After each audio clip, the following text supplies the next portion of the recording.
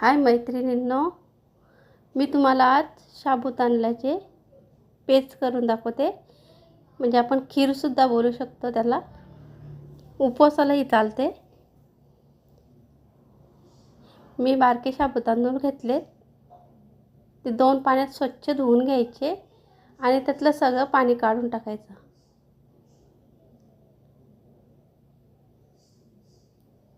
दोन 3 तास छान असे भिजून घेतलेले आहेत.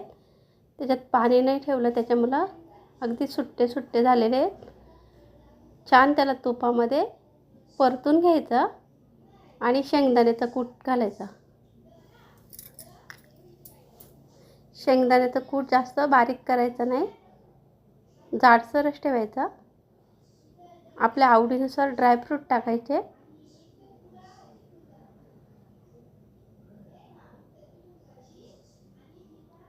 छान असं तुपामध्ये परतून घेतल्यानंतर त्याच्यामध्ये दूध घालायचं.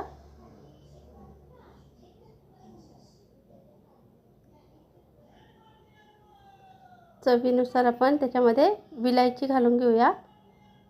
मीठ थोडं चवीपुरतं मीठ, साखर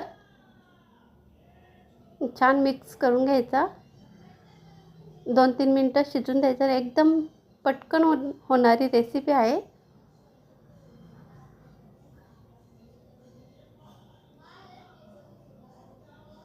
हे बघा छान शिजलेले आहे. जास्त वेळ लागत नाही.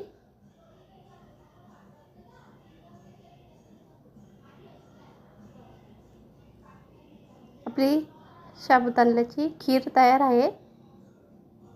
असे ड्रायफ्रूट टाकून छान असं सजून घ्यायचा.